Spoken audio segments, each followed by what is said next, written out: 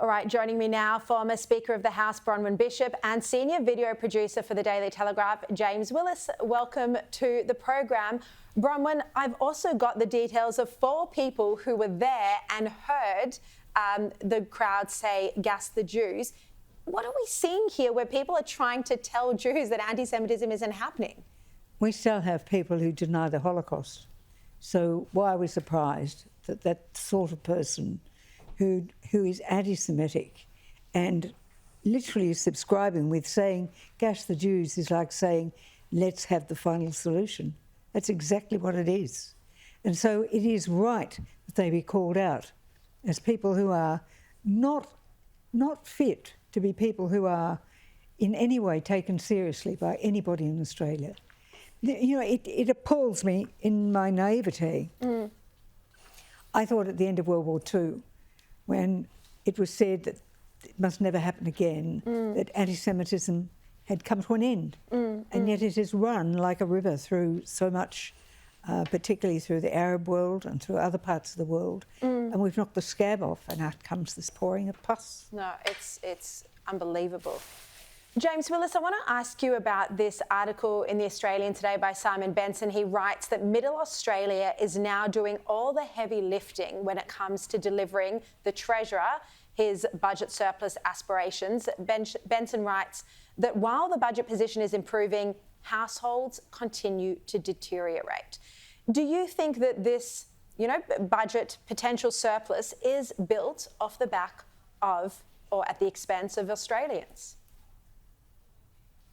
Oh, Sharri, there's no doubt about that. And I think in the last 12 months, when the Labor government's been focused on the referendum and trying to get the yes vote over the line, they lost track of their heartland.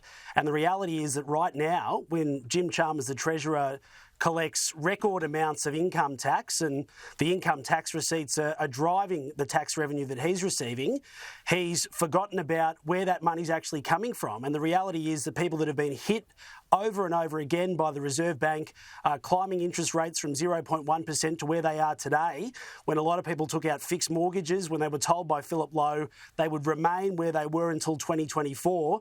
When you look at energy prices, when you look at petrol prices, when you look at the cost of school fees and everything else and all the other costs that have gone up significantly over the last 12, 24 months, there is no doubt that the largest part of Australia, the engine room of the economy, that are the working people, feel absolutely dudded by what they're seeing in return from this mid-year economic financial update, which is there's always help for people that are on welfare.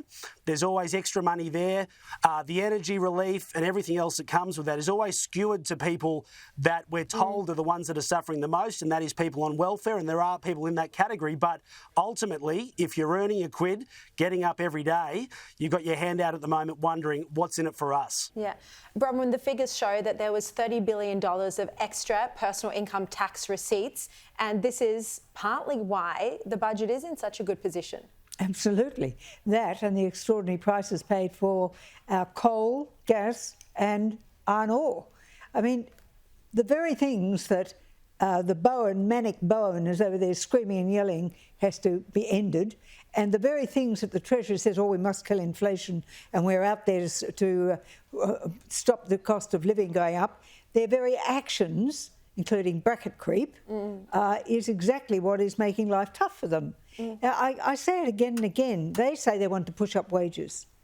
It's not a question of pushing up wages. It's what can you buy with the wages you receive. If you push up wages but up goes the cost of living, you're buying less with the amount of money you're getting. So it is the government's fault, and they've got to realise it. I watched Jim Chalmers. He flaps the lips and says nothing. Oh, we're feeling sorry for you, or this or that, but nothing actually is done. James, do you think this issue, cost of living, could cost the Albanese government a second term?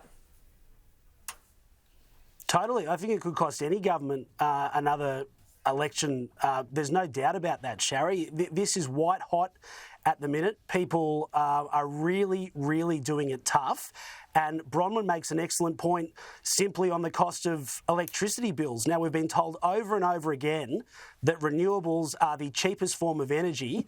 We've just had the major UN summit where the whole world said we're going to switch off fossil fuels all at once. But what we're paying here in a country that's rich on resources and coal and gas that the rest of the world wants, people are paying through the nose. They've had enough of it.